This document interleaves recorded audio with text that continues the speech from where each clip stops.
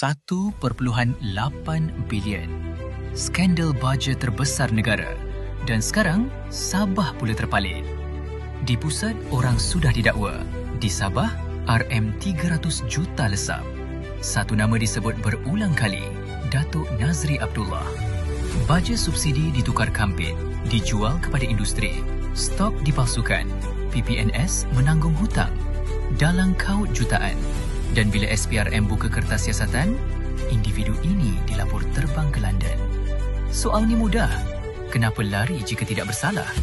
Lebih menejutkan, setiap BOD ditawar RM50,000 untuk senyapkan laporan.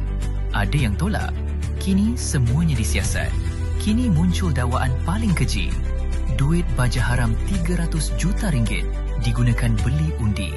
RM300 seorang, tunai dan bank-in. Sasarannya, pengundi lumadan. Ini bukan lagi politik.